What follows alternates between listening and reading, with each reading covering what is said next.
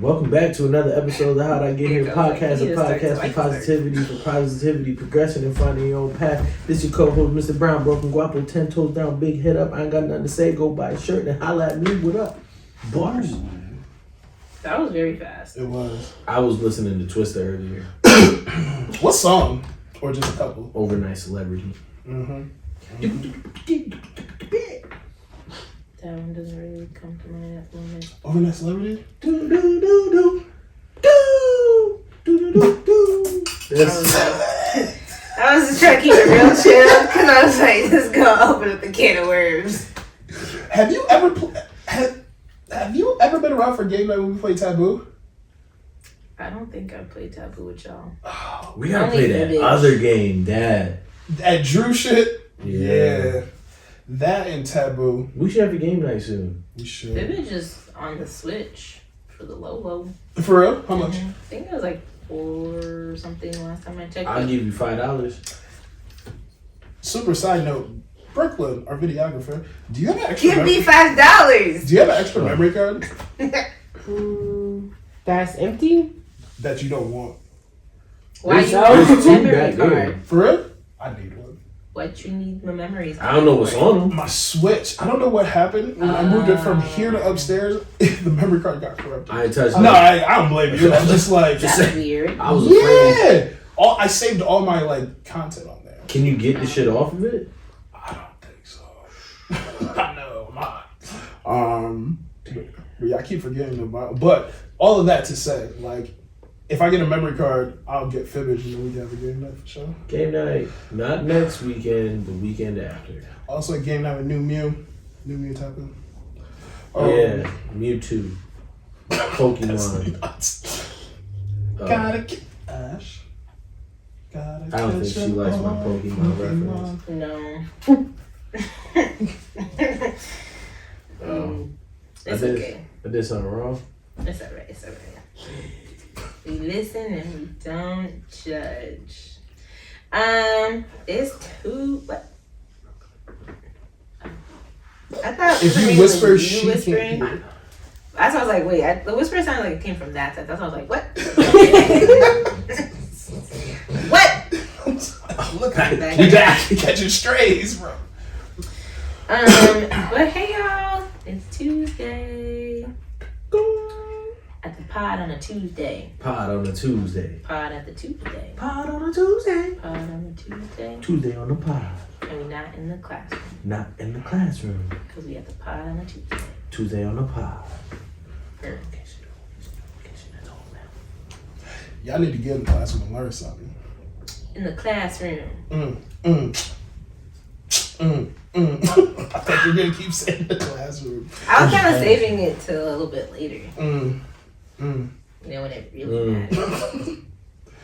Yeah, just giving a little. Sprinkle a little ragged Wait, hold down. on. A little sprinkle. Ooh. Y'all like ASMR? No. I don't like noises. One of my best friends, shout out to my best friend Jason, happy birthday. He put me on to this ASMR journey. When I forget one time, him and my other best friend Ian, shout out to you E, they came over for, it was 4th of July weekend a couple years ago. And I remember I woke up to hearing just these loud but soft whispers from my living room. And I was like, what? You didn't freak out? I was so confused. I was like, what is this? And then when I got to my living room, it was him passed out watching this ASMR video. And I was like, oh wow. And then we talked about it afterwards. So I was like, some of it can be sometimes very peaceful, but I think overall it's just very entertaining. I think for me personally, because of the fact that people get so hyped up because of literally just Listen to certain things. yeah, it's just I don't know. I'm like, dang, maybe that should be a side hustle of mine. Ooh.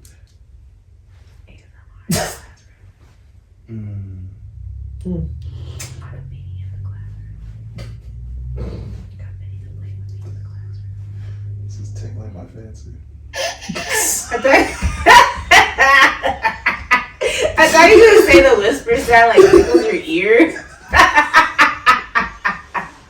I don't know why. I thought that's what you were gonna say. I don't know why that was just so funny to me. But it's even funnier that it's funnier that you said you're fancy. My bad. Because I feel like I've said that before to you. Probably. I don't have an original thought anymore. I've come to the conclusion.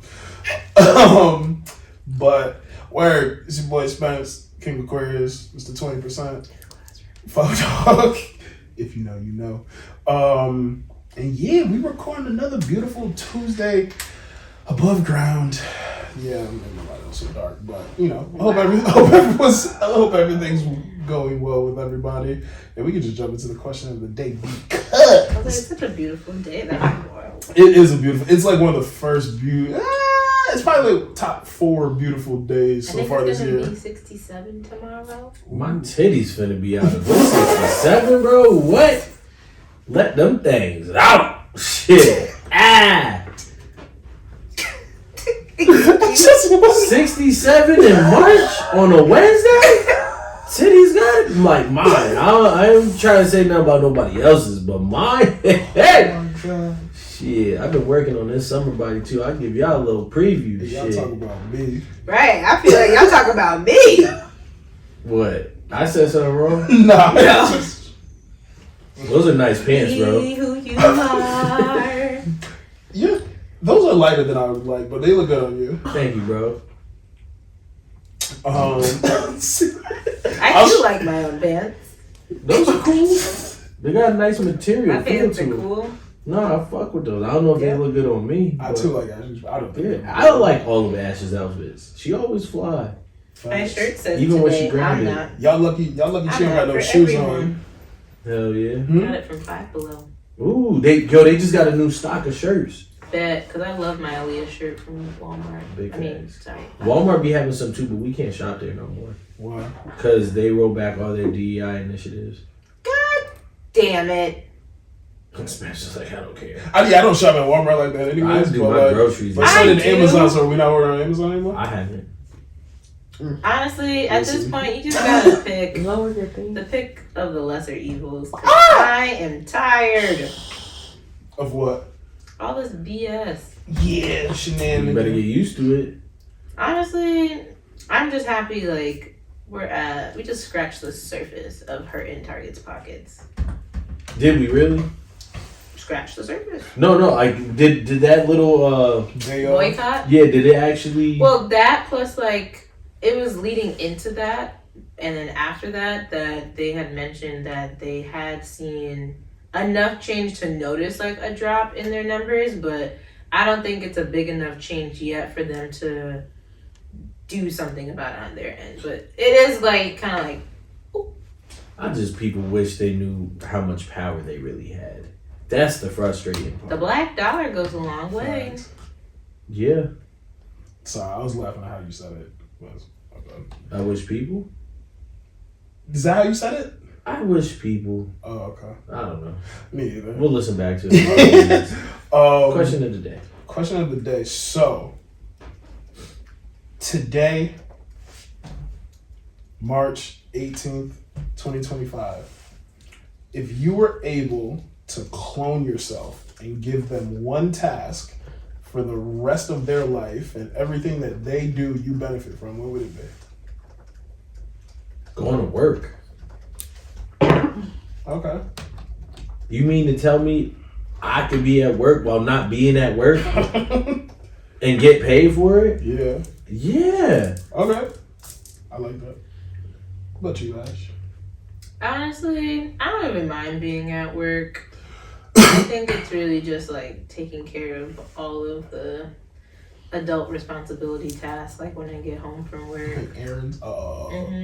Like the cleaning, especially cleaning dishes. You a house nigga. Yep. Oh my. For the rest of your life. Word. What about you? I think that nigga would just be reading. Read? Just reading. Anything in particular? That's your task. Self-development, psychology. I guess some fiction. We could go through Harry Potter. But that's the fiction you picked. because you know what it is. I don't like reading fiction books. I don't know. They don't really like. I don't read. Like I watch a movie. What about science fiction? So it's funny. The last time I liked science fiction was in 5th or 6th grade when they had those big ass books. Those are encyclopedias.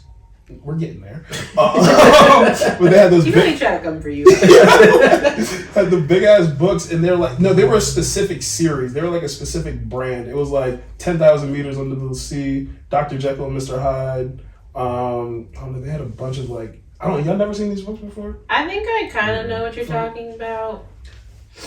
Yeah, I don't You know. also know I'm not well versed in literature. So. Fact. Like if I saw that series of books, I'm like, I'd read something close to it.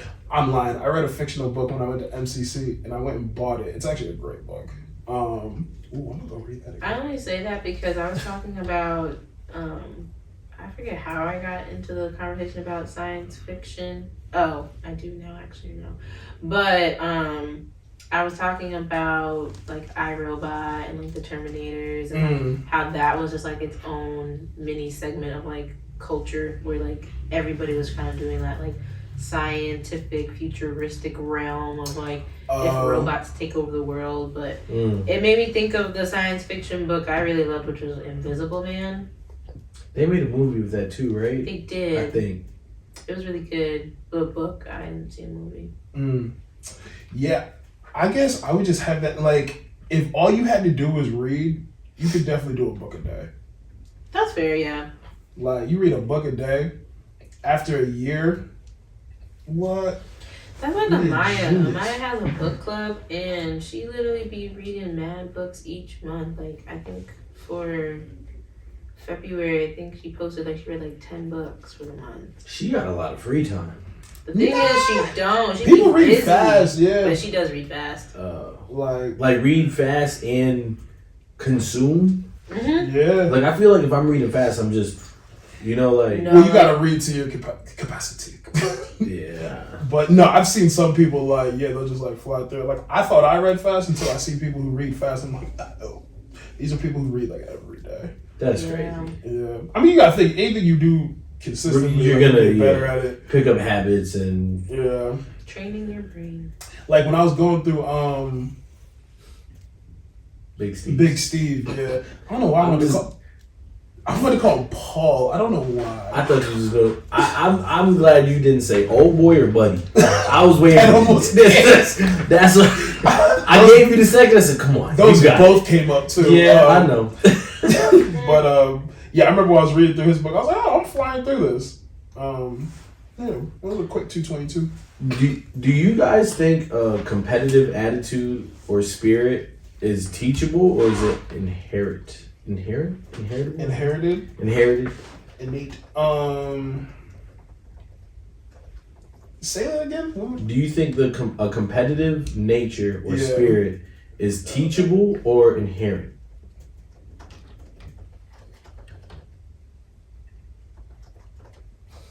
I think it's I think. And there's no right or wrong answer. Yeah, I was gonna say.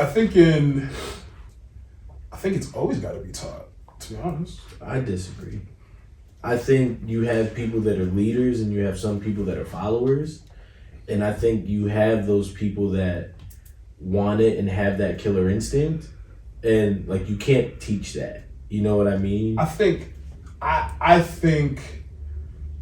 you can teach people how to sharpen it and hone in on it. But that's why like on a soccer field, right? Mm-hmm. You have those 2 or 3 people that like will run through a brick wall, that'll get stuck in on a tackle, that'll lead, and then you just got like the other 8 or some folks that they know how to play their role. But some people are just winners, some people are just hungry, and some people just have that mentality of like being okay. Yeah, but the question is, can it be taught? How do you so how do you teach someone to be competitive? How do you teach somebody to want something? I hate answering a question with a question, but how does one become competitive? I just think back to my earliest like days of competition. I was put in soccer at a young age, and I just, as far back as I can remember, I didn't like losing. Okay. You know what I mean? So and like soccer taught you competition. Soccer, sports, yeah. Because I did basketball, gym, yada yada yada, whatever. So yeah, that taught you. You know what I'm saying? So like, I think it could teach. I think everyone's could be taught it to be competitive, and have like that killer instinct. I think. See, but I think the killer instinct was always there. I think sports brought it out because everybody else was playing those same sports, but not everybody had the same reaction. So we gotta go further back because it can't just always be there. Like, I don't think you just woke up one day like, there's smoke for everybody. You know what I'm saying? Like, I think something brought it out of you. Like, I think something sparked that ember and then you fanned the flames. So you don't think there's traits that are like you just got it? Unless it's passed down from your family, like. I mean, that's interesting. I wonder if like competitiveness and things like that could be like. Yes, but that's still taught. You know what I'm saying? Like, if it's passed down? It's passed down and taught because as a child, you were just observing the world, whether you realize it or not. So that's an observation. Yeah. And that's okay. Yeah, so like if there's certain things that's happening around you, it's been happening around you your entire life. It gets to a certain point where you're actually cognizant of it. Right. And now you're soaking it in. Right. I guess that's taught, yeah. I think everybody could be. I think it's different levels to what gets it out of someone. Like, I think there is y'all don't watch anime, but for anybody who watches... Me watch anime. You watch Tokyo Ghoul? Bless you. Oh, that's one of the ones I've heard of, but it's on my list, but it's a little far down, a little key. And yeah, I wouldn't raise it, but like I like the first 2 seasons. After that, I don't give a fuck. But basically, what happens in it? I'll shorten this up. Basically, this kid was living like a regular vanilla white life, and there's humans and then there's ghouls. Ghouls are just like humans, but they feed on blood. Right? There's also alternatives, but like humans look at ghouls differently because that's how they live, whereas ghouls are just like, I didn't choose this. This is just how I live. You know what I'm saying? This is how I rock. I'm trying to survive just like you. So obviously they have turf wars. This nigga gets turned into a ghoul. He gets turned into like some special one with one eye so he can like regenerate quicker. He ends up getting kidnapped by Buddy and was tortured relentlessly. He had to count back by 7 from 1,000 while he's getting his like toes clipped, fingers clipped, like shit. Like he put like this bug in his ear that like went through his body. He's just having at this dude. I'm not watching. He's just going nuts. So then eventually the ghoul that turned him is in his head and he's having like this thought process of why he himself, because he's like a naive pushover, you kind of a bitch, you know what I'm saying? So he's like, she's going through your head like, you became a bitch because your mom let all these things happen and she was fighting for everyone but herself and for you, so that's why she ended up dying, and like it's a whole psychological thing. So then Inception happens and then he like flips the script where he's just like, nah, I'm gonna fight for this, I'm gonna fight for that, I'm gonna kill anyone in my way that gets in front of the goal. And he completely changes. Like his hair changes. He turns into this savage. Super Saiyan. Base no. he becomes a completely different persona. Like completely different person. But he had to have a breaking point. I think everyone has a breaking point, which is just simply, everyone could have a breaking point. It's just, I'm tired of my current situation. How am I going to be better for myself and for everyone else around me? And that's where the competitive nature is. It's like not competing against other people. You're competing against yourself. Because you don't want to be comfortable in that space anymore. So it's like, I think to kind of go back to the first question, of just like, is it innate or is it teachable? I think it could be both, because there has to be some form of like determination that's sparked by like the curiosity of finding like what else could happen. And I think in little kids, like they're curious enough to learn and like do something. And for the way kids develop is truly in the physics of there's an action and then there's a reaction, and if they like the reaction, then they're just like, ooh, I'm gonna do it again. And like I think that is how it can be teachable, when people see that you teach them a skill and then they do it and then they see the result. They're like, oh wow, like I can actually do that. I'm good at this. They're like, I'm gonna keep going. However, there are also people too who like naturally they just have that like grit about them where it's just like, I'm always gonna keep going and getting it because I know like there's still more out there for me. And especially too if like they maybe weren't always given an option to have that luxury, just free will of having that choice. They were always forced with a different answer that now they're like, I know that there's more out there, so like I'm just gonna keep pushing and fighting to get where I want to be. So I think it can be kind of like twofold in that way, but so how do you, cause like I hear what you're saying, and I guess what I'm stumbling on is like, how do you show someone their potential, right? Because if like Spencer was saying, like if I'm comfortable, right? Like I don't know on the other side of this is more greatness or a better life, you know what I mean? So how do I show you that, like, by following me or doing XYZ or trying this way, like your potential? You gotta have a conversation with said person about what do you want. You know what I'm saying? Like, you know, what do you want out of life? Like, what are you doing all this for? Like, what is the actual goal from all your sweat equity and all your efforts? Once you figure that out, like, oh, word, okay, you want to, maybe someone wants to be a VP of a company, whereas like Brian, for example, Brian would much rather be a higher exec in a company with a comfortable role, getting paid a great amount and being able to support his family, as opposed to that person who wants to really build it for themselves and like sky's the limit. So I think the hard part is getting people to believe in their potential when they don't believe it themselves. And I don't even know if like you need to get them to believe it. I think you just need to present it to them. Because if you don't know, you don't know. You know what I'm saying? Like if you don't know that, like for me, I didn't know about the finance industry. You know what I'm saying? Like I knew it was something, but I didn't really know about it. And then when I started looking into it, I was like, oh shit, like this is literally what runs the world. It's like right here. But that's the thing. You were shown, hey, here's this avenue, right? Here's this thing. And because you had belief in yourself, you knew it was something you could obtain. Right. Whereas if you showed me the finance industry, I have zero knowledge. Yes, I could probably learn it, but I'd just be like...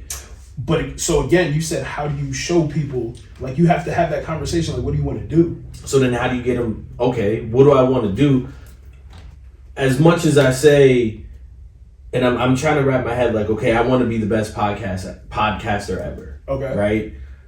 With that comes almost like the 10,000 hours. No, it's like, okay, think about it. We're talking to a child. If you ask a kid what they want to do, they're going to name off maybe 5 to 20 jobs. They're going to be pretty straightforward. A professional athlete. They don't know there's other things out there, right? Like, oh, where do you want to be? You want to be a professional athlete? Cool. What professional athletes do you know? Michael Jordan, LeBron James. What do you know about LeBron James outside of the basketball? Do you know he does this? Do you know that he got so here? So you showed him. Yeah, you showed because him, right. Most people, what you realize is that most people just look at things surface level and they don't dig deep into anything. Like they don't do their own research, including themselves. And I guess where I'm struggling with this is because I work with kids 4th grade all the way up through college, right? And where I struggle is like a lot of the youth these days don't have that intrinsic motivation. They don't have the word I'm looking for. They don't have gumption. Not even that. Like, to be honest and quite fair, like the problem with youth of today is that they don't have any problem solving skills because they don't really have real adversity to face. Like true adversity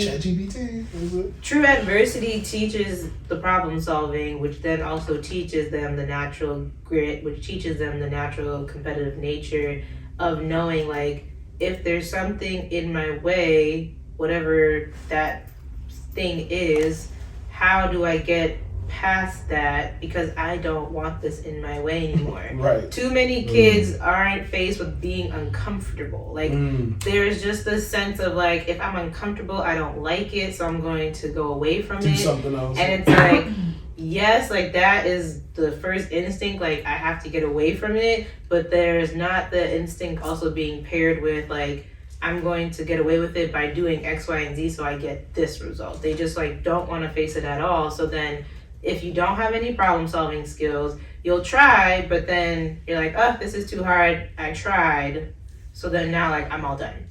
Whereas like, because I'm on the opposite end. I've worked with kids from birth all the way up to 7, which is the primitive ages of where they learn all of those skills. And it's like you have to challenge kids with adversity for them to also teach themselves what problem solving looks like. So if a child is never faced with an encounter where they can also teach themselves how to problem solve, because again, there's no right answer to problem solve. That's another problem with kids. They feel like if I know this exact way to do something and I do it every time, then it's supposed to give me that same result. And then life comes with a different adversity and they're like, well, I did it this way, why is it not working? Because we're not generalizing that problem solving is not a cookie cut answer. Problem solving is taking the skills that you keep learning innately and also that's taught to you to then say, with these things, I can get myself out of a situation, I can problem myself, whatever else I need to do.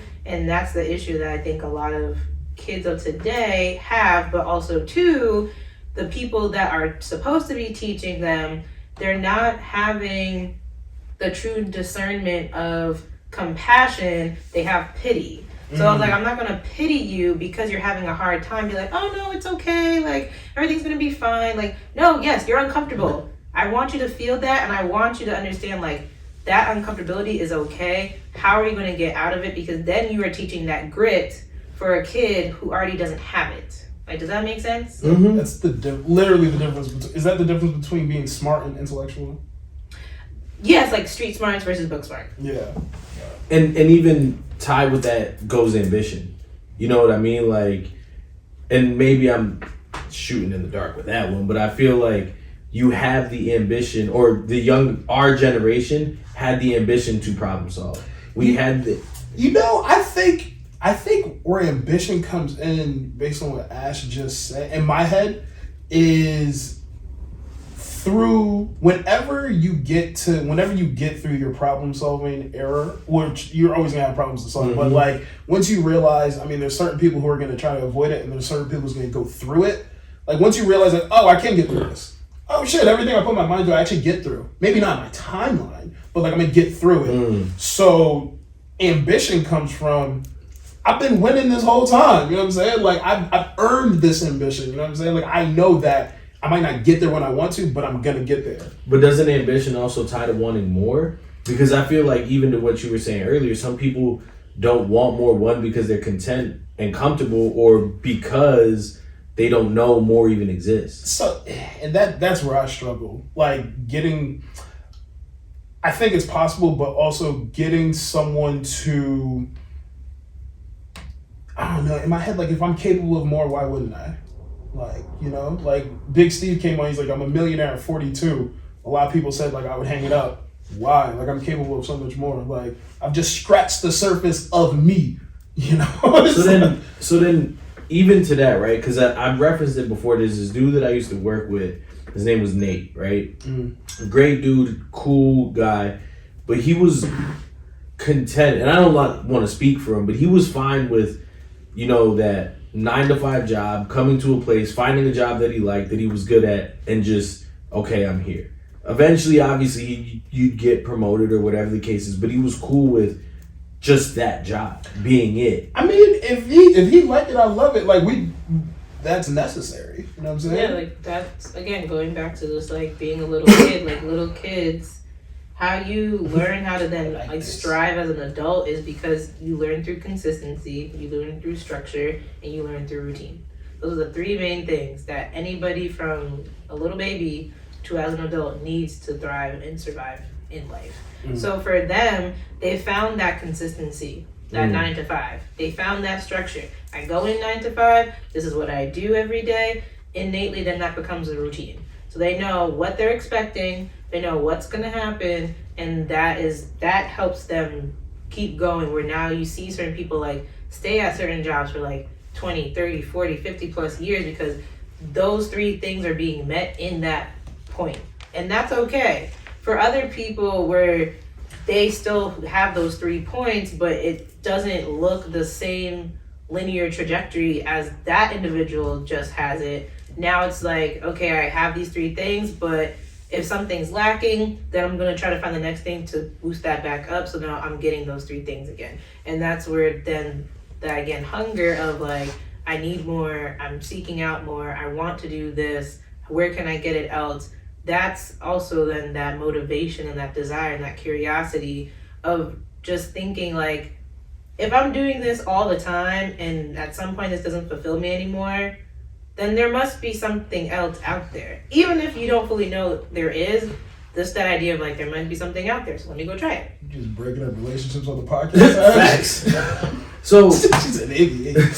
So does that level of comfort equate to lack of ambition, or when does leaving your comfort zone then tie to being ambitious? I guess ambition is it subjective? Could it be subjective? I guess like ambition is subjective. Yeah, because like you going to work every day and just being okay with a 9 to 5, that is your ambition. Is like, oh, okay, I did this every day. Like, is that what you're saying? Nah, I think it's like, okay, so, and I'm not shitting on engineers, but like in the finance industry, when you start working with different demographics and people who do different things, some people like working with engineers. And the thing about engineers, what I realized is like they have a pretty strong cap on their salary, but the way an engineer thinks is different than the average person. They're very analytical. The attention to detail is to like the millicent.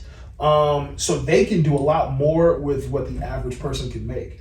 So like, it's one of those things, and Grant Cardone did it. It's funny. He started with $1, and I think in 90 days, he created like $1 million empire. But like an engineer, you could give them a regular average, like 80 grand salary, which is like solid. Like you're living all right. You're living comfortably. They're gonna like, their house is gonna be like, they're gonna find a way to make 80,000 look like 200. Yeah.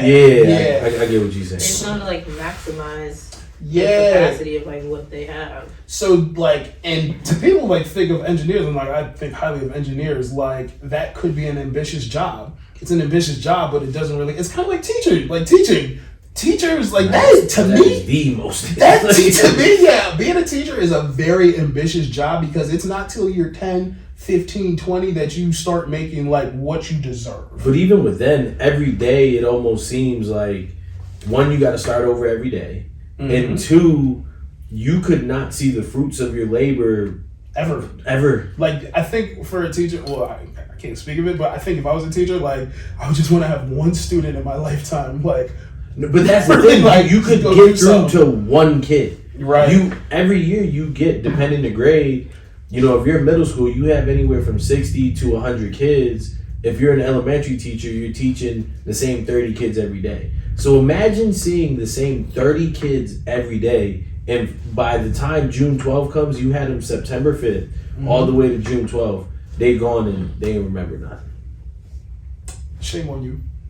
I think. Is that the kid's fault or is that? I think it's the teacher's fault because. I think it's a little bit of both. Well, yeah, it's a little bit both because like some kids are just like, fuck this, I don't want to do this. Yeah, like other kids, like they may have like Pretty also like an undiagnosed like learning challenge that's like, Well, then that's the which is heavy in the black community. right. Well, we know that's another topic. Yeah. She's like, let's stay on topic. Right. Go on and on about the other one. But even to that point, it's tough because you have to have that grit, that hunger to be like, I'm gonna show up every day. And I think working in the school system, I can speak specifically. I remember when I first started, Nell told me, he was like, yo, it's going to take you 5 years to realize what's wrong with this system. And right around 5 years is when I was like, yeah, I can't do this the rest of my life. You know, and part of that is the me wanting more, but also the other part of that is like, I can go create my own thing and actually make a difference my way and feel fulfilled. You know what I mean? And that ambition, that hunger fuels me to like, all right, let's go do this. Yeah, And which is necessary because at the end of the day, not everyone can be ambitious and a leader. I mean, they can be, but like, the world's not meant for that. And that's kind of what I was alluding to earlier. And I think for me personally, I function better from a place of discomfort than comfort. That's good. I think if people had, well, because everyone here grew up in the inner city, right? Yeah. Yeah, so, except me. I was twofold. Like, I did and I didn't. Because I split a lot of my time up of, like, who I would stay with a lot. Oh, okay. I mean, like, half my life I grew up in the suburbs, the other half I grew up in Hartford, but, like, not the West End, not the rough parts of Hartford. Not over here. Nah. So to me, it was very interesting. Like, I think people who grow up in a situation and realize they don't want to replicate that situation for their next generation or just for people in general, those typically are the people who go on to do great things, as opposed to like the person who is comfortable with it. Like, fuck it, I'm gonna live in Hartford for the rest of my life. I'm gonna get a job in insurance. I'm gonna make a cool $60 to $100 a year. Go on one vacation, wear the same shoes, like live very conservatively. But there's also people who just like, shit, I watched my parents game the system my whole life. Like, that's what I'm about to do. Like, what can the system do for me? Like, yeah, like if I only make this amount, like they'll pay for this, and this. Like, so why should I push myself if they're gonna do this? Yeah, it's reverse ambition. It is. Like, well, that's when like I think it becomes like subjective. Like, they're ambitious in like different ways, but to you, like that's not your ambition. So like it seems backwards. It's not my ministry. Yeah. But like for them, it's just like no. Like I've learned how to finesse in a way that like I do minimal effort and I still reap all of my benefits. Whereas someone else, like they try to do that and it just doesn't work out for them because it wasn't made to be that way. So I feel like folks that live in their comfort zone are afraid of taking risks and afraid of change. I mean, most people, I think, again, like a learned trait as a child, like you put your hand on the fire, it gets hot, you move your hand, So it's like, I hear you, but like me, for example, right? Yeah. I moved to Buffalo. I didn't know one person in Buffalo. You know what I mean? I also didn't know what I was getting into when I got out there. I was going to play soccer. Right. I didn't know shit about school. I didn't know nothing about nobody. I'm coming here to play soccer, and there was 1,000,001 things that could have happened, right? Mm-hmm. Bigger scale. From there, moved to England. I knew nothing. I was going to play soccer. You know what I mean? And yes, I probably could have evaluated the risks a little bit better, but for me, I wasn't afraid of those risks, and I was more willing to leave my comfort zone and just be like, okay, I had a cool college career, I got a girlfriend, let me go start the rest of my life. I wanted more, and those risks didn't scare me into like, all right, I'm gonna just stay here. Like, I think that would have drove me more crazy than, damn, what's over there? What's gonna happen? Well, I mean, that sounds like blind ambition. Like, I don't know if I would like recommend that route either. But my mentality was always I think like, it just depends on like what works for you in that time frame of your life. Like sometimes you do have to take that leap and then figure it out. And I think a lot of the upcoming like 20-year-olds and up are learning that like it's okay to sometimes like take that leap and just know like you'll also have time to bounce back. But I think sometimes when we just see like other people, a lot of just like family members and other people that are just kind of those instant examples for you to like go back to relate to. as like your point of references, you'll see sometimes it's like, dang, like, you know, maybe you always should have like a figured out idea or plan, but life also just doesn't work that way. So it's kind of just like you have to take a little bit of both to just navigate life altogether. Because that comes with the problem solving. Exactly. But I think it also too, I think people who don't break out of their comfort zones, I think it is partially because they're afraid of risk and they don't want to take risk. But I think also too, if they realize like they're getting the 3 things I talked about earlier that they need, but also for them, like, this works. Like, this is a working system for me. It's tried and true. So it's like, why am I gonna like switch it up, potentially break that if it's like working for me? So they're like, oh, well, if it's working, don't need to like break it, then try to have to fix it again. So, cause I always say that too. I never understood people who like born and raised in Connecticut and never left. And I'm just like, forget Connecticut, Hartford. I mean, I'm keeping it very like. Oh no, I'm like. Well, that'll be your turn. I'm just saying, like. But yeah, like I never understood that because maybe for me, like I truly have no ties. Like I think I learned that about myself because I was always out of state. I didn't live here. I only came to UConn that brought me to Connecticut, and then I moved back, and I came back, and I've bounced around since. But like.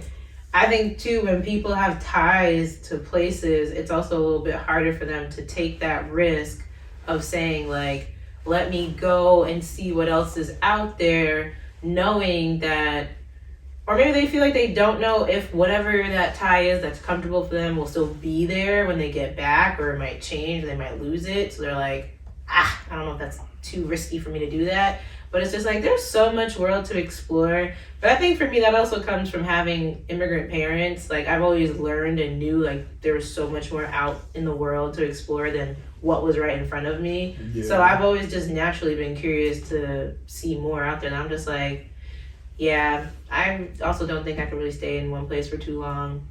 I think people don't leave their hometowns out of ignorance and fear. So I had this one coworker that said, the only place I'll ever take my kids to is Puerto Rico. And I was like, why? She was like, oh, because I don't know what could happen in other countries. And I was like, well, you don't know what could happen anywhere. That's legit what I told her. And I was like, it could happen in Hartford, it could happen in this school. She was like, yeah, but I know Hartford and I know Puerto Rico. And I was like, but don't you think you're kind of you're doing a disservice to your kids, because now they're growing up in this sheltered and closed-minded, environment, that there's so much more out there that they don't even know. Not to mention, like, if you can survive in Hartford and Puerto Rico, like, I think you'd be alright. Yeah, you'd be alright. And a lot of. Think you know Hartford, and then tomorrow. No, shake it up. When I tell you, I went to New York, and niggas was just like, oh y'all, so y'all from Hartford, like. Y'all niggas different out there. See, and I think that's I genuinely think that's my ignorance. Like, because I grew up out here. When I tell people, like, I live in Hartford now, they're like, dang, you probably seen some shit. I'm like, yo, yeah. Shit I didn't see before. They really did, yeah. Like, people from New York are like, nah, like, shit, when I was in Hartford, like, I was holding my shit tight. Like, yeah, I was like, I be just like, it's nothing, bro. Crackhead comes be like, hey, you guys, I'm like, nah, man. Keep pushing. I think people might be a little, I don't know, because New York is to me, New York is its own country. It is. New York's like Florida. Genuinely, like, no, because if you really think of New York as a state. I was like, Florida is completely different. There's something in the water down there. Like, the water, the ozones, like, everything. Cocaine is in the water down there. Nuclear acid. Yeah, it's because like New York, upstate from like New York City, it's two different worlds. That's why they call it downstate and upstate for a reason. Like, I be trying to tell people that, like, they be like, oh, why do they call upstate, and then they just say like New York City and like New York. I'm like, upstate, like New York is still big and upstate is still New York, but what you get upstate is not what you get downstate. Not even close. And then what you get in the city is still not what you get in other areas of downstate. Yeah, because Brooklyn and the Bronx is two completely different places. Bruh. They go to Long Island. Yeah. Like, Staten Island also is its own little Staten Island. facts. Respectfully. I don't care if anybody on this podcast listens that's from Staten Island, you suck. that's crazy. And I say that because you're not a real borough.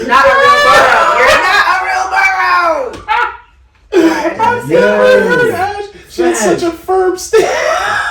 I've never. You're not a You real sound like me borough. referring to the Bronx. That's nuts. If you listen, you suck. But Pete Davidson's probably like, she ain't lying. Because people from Staten Island feel the same way. Exactly. So let's just debunk the hierarchy of a borough and just, I don't know. Not her just disowning the whole, like. Nah, but that's really how people feel. Facts. Because have you ever been stuck on Staten Island? Yes. No. That shit they got me so Yes. hot. Like, what you mean? This the only way back is this fucking ferry, bro. And no, I'm not making a joke against y'all. Okay, y'all get sensitive quick. Nah, man. Got stuck too many times for no reason. Talking about the ferry closed. No, it's not. And that's because people were stuck in their comfort zone and didn't want to leave Staten Island. Honestly, I just. To be honest, if you grew up in one section in New York and you just traveled through New York your whole life, I'd be cool with that. Just be a nomad. Like you went from upstate to Queens, Manhattan, All the boroughs. yeah, just like. Yeah, I literally went from Brooklyn to Long Island. Then I went back to being between Queens, Brooklyn, and then sometimes in the summers I would stay in the Bronx with some other friends, family members. So you just got a little taste of everywhere. Which one's the most fun for you? Ooh. Which was the most dangerous, in other words. I mean, I love Synonymous for me. the culture in Brooklyn, but I'm gonna really have to say Astoria in Queens. Ooh. Cause you literally there's one block in particular in Astoria, you can literally walk that entire block. I'm talking front to back. Yeah. And you can literally get any type of food you want. It's just luxurious. I could think about it now. Luxurious. Luxurious. The way, I like that. The way she said it. It sounded cool. We should do that one day. And just record A day ourselves. trip. Just walk down. Yeah. I mean, we've day tripped it to New York a few times. Who's we? I never. Oh, facts. Wow, Yeah. thanks for the invites. You were invited each time, actually. Was I? You sure were. You know what? That's his problem. Let me stop. Because I'll be like, that's your problem. You be saying, I wasn't invited. But here I go finding that receipt. Here I go. In the Rolodex. Be like, here. Receipt. You see that? I'll go next time. You professionally That's decline. That's because y'all be on these You professionally decline. y'all be on these day palooza, Yep. gone for 18 hours Hell yeah. and In that bitch. got that in me anymore. That means you find don't got it. that. You can find it. You gotta find that grit. You gotta leave your comfort zone. Yeah. Facts. Because Try new things, y'all. yeah. Try new things. I'm telling you, one thing about me, if I say I'm going to New York, I ain't staying. She's gonna coming back. I'm coming back. And she's gonna find you some fire pizza. Period. I put him on to the starter pack. that 2-3 a.m. driving back, you gotta get the starter pack. You ever get a chimichurri 2 a.m? Nah. And there's a dope spot in Brooklyn where a burrito taco truck fired. You get 3 big burrito tacos for $7, Yo, $8. my ass would be on fire. I'm not making it bad. For real? Eating a taco at 2 a.m? Or a burrito at 2 a.m? Nah, Nah, it big just fella. hit different. It hit Nah. different. What Especially after drinking that, my stomach gonna rumble and tumble and Royal Rumble. Really? Yes. Mexican food don't fuck with my stomach. Oh. Honestly, burrito tacos have saved me. Who's Maria's Tacos? Burrito tacos. Burrito. Burrito? I don't know how they pronounce it. Yeah, I was like, do I gotta look this up? Is it a type of taco? Negro. Oh, you really don't know? The one that you did. Are you serious? This is a jump scare. Yeah, what? I'm not big on Mexican food. You don't have to be though. You're telling me you've it's never been hyped heard for of the last 3-4 years. and it still be slapping. Yeah. I've probably eaten Mexican food in the last 3-4 years, probably 10 times. So you're telling me in my little 28 years of life, I've had more burrito tacos than you? Well, you lived across the street from a truck apparently that had them. No, I didn't live across the street. That's false narrative. I wish I did, but I did not. Yeah, I don't even know what you're talking about. Oh my god. I'm actually like. Why don't you like Mexican food? This is crazy. It fucks with my stomach. But like a burrito taco, like that's the most heavenly. I was like heavenly taco.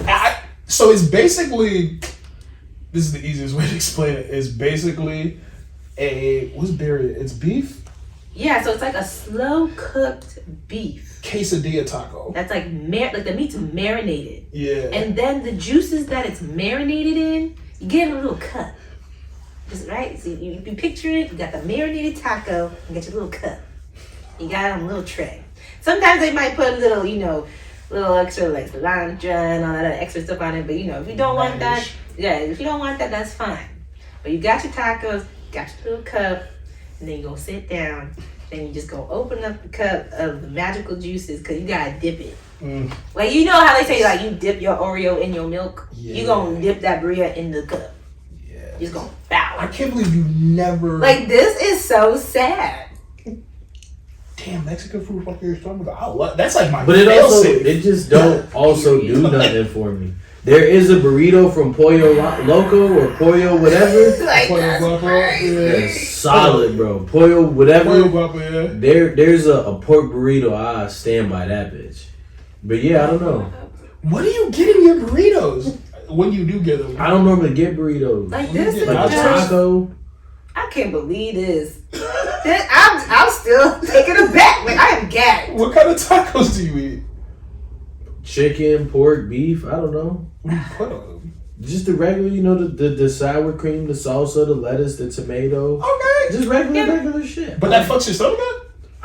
Maybe it's the grease. I don't know. It just said we're so taken back. Yeah. I too, because like, listen, my small self, I be, and those burrito tacos be huge. I be fucking up every single one. I'll tell you no what, crumbs. No crumbs left on the tray.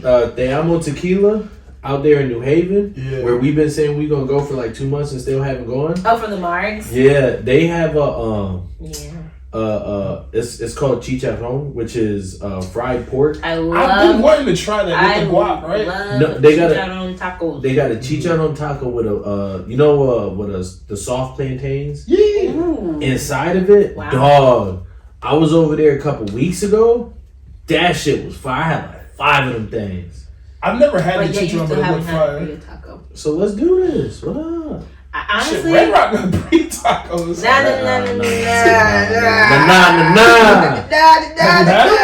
No, because you just can't get burrito tacos. Yeah, I want her burrito tacos. You feel me? We have to go to Brooklyn. Oh, road trip. You can go to Parkville Market. Like, also the food at Parkville Market. The thing about his Parkville Market be slacking.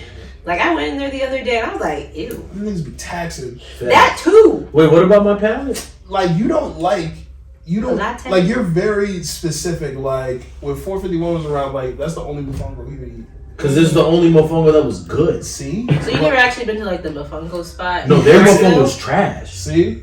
No, I've had it. The one in I know, though, but you're the only person who's like I've got. No. If you go to like an actual like Puerto Rican or like Hispanic person, they'll tell you mofongo is trash. Really? Yeah. Anyone that eats their mofongo is like of not the Latin culture. Yes, and doesn't actually they know they not like us, and doesn't know what good mofongo is like. Got it. Yeah, I liked 451s. It was fire. That garlic sauce that they had went crazy. Hong Key is a fire ass spot in Queens. Facts. You do been we there? want to talk? I've had food brought to me from there. Ooh. Someone brought you food from all the way over there? I was in New York. Okay, I was gonna say, damn. Yeah, I just wasn't there. But I was like, I guess you're him. I've seen a lot of people have parties there too. But yeah, it's a fire spot. Let's talk about Comfort Zone and wrap up. We've been going for an hour now. We got some things to say, and we could continue this talk. Go get some burrito tacos. Hey. Is there an actual burrito spot nearby with legitimacy to their burrito-ness? I'm telling you, Red Rocks is solid. People go to Parkville for theirs, but I don't really support Parkville Market. Yeah, Parkville, they seem to last to me. it's just like They've seen the last of me. Because I'm from Hartford, like all the restaurants you got in there, I go there for the regular price. Like I won't pay the extra $5. You know what I'm saying? Boop boop. But yeah, I mean we could definitely grab. Oh yeah, it's past. I can eat, y'all. It's past Facts. And 7 the o'clock. days are getting longer too.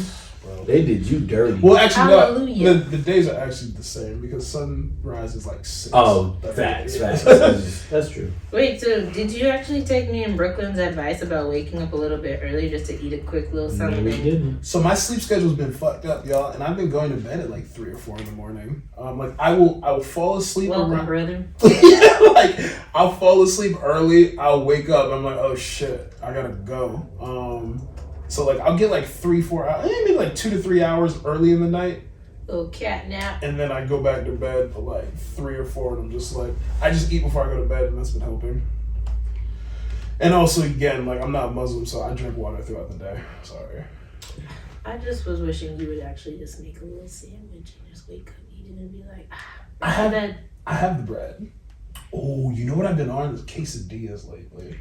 Like, so I put this chicken in the crock pot, got it real good and flavorful. Yeah, I feel like I'm about to, cause sorry to cut you off. I used to make empanadas from scratch. Yep. But I never had a slow cooker at the time, so I used to like slow cook my chicken. Yeah. And then put it in, and then bake them. Oh, but you now, a chef. you know, I be in there. But now that I got a little slow cooker, it's about to go crazy. Listen. It's about to go crazy. Be careful though, because people will lie to you. You can overcook slow cooking food. Yes. Yeah. They can't slow cook for too long. Yeah. But yeah, I guess are we wrapping up? Yeah. Wrap it up. It's This was 57 fun. minutes. No glove, no Plus a little 5. No glove, no glove. Brooklyn, what you gotta do after this? Brooklyn Same thing I do every time after Go this. meet up with her sister. It's Taco Tuesday every time. Every Tuesday. Why we don't makes ever get tacos. invited? Right? Because she don't like Oh. you. She can bring the tacos here. She could be on the don't know podcast. you. She got shiz. She can't. She don't You know don't you. want them here. They Well, they she can wild. get to know me. We friends. They wild. Friends. They So we wild. can bring the ingredients. All right, so 15 seconds of fame. What it do? What it do, baby? Shit, my 50. What was that? Somebody Is that talk. you? That shit, I thought, alright, like we were about to self-destruct. No, same. I was like, is there a bomb somewhere? Because listen, Because I feel like that would be the last sound before like I'm something going to still grab strikes. my shoes. Wait, we never. What was the noise? Huh? I don't know. Okay. I'm gonna say it was Jacob because nobody was looking. You know, it probably was, though. You want to talk about you don't like them sounds. Without adult supervision, you just never know. Never know. But yeah, my 15 seconds of fame is y'all March 28th. We're gonna be at 333 on Art Street in Hartford. Honestly, it's about to be a time. Like we have And me a time. a lot of people are gonna show up. It's gonna be some dope raffles. We got some great vendors. Shout out to our vendors. We love and appreciate y'all for supporting us. Facts. Black owned, y'all, in the community. Like, we keep it authentic. Right. Doing what's supposed to be done. The Lord's way. Right. If y'all want to partner with the podcast, reach out. But other than that, we look forward to seeing y'all then. And yeah, step out of your comfort zone this week. Little nigga. That's so funny. My 15 seconds of fame is you really won't grow unless you challenge yourself. So if you want to be complacent, that's cool. But when everybody else around you starts changing and moving and growing, you better wake up and change too. If not, you definitely will get left behind. It died. Sorry. All good. That's my 50 seconds of fame. Damn. The camera died? Damn. I mean, that one's still going. Yeah. My 15 seconds of fame. Thank y'all for being here. Next time y'all see me, I'll probably, maybe, most likely not have tried a burrito taco. But, Oh, I Why thought you were not? going to say like he won't have hair or something. Yeah, I was like, where he about to land? Yeah, I was like, what's happening? I am getting thin Bald. here, but we Bald. working on hell. Bald. This shit crazy. Bald. But my 15 seconds of fame is always get them to ask you more. Once they start asking questions, that means they're interested. And with that being said, this is wrapping another episode of the best podcast in CT. Spencer Smiling, we the best. And y'all gotta get with us. It's a wrap.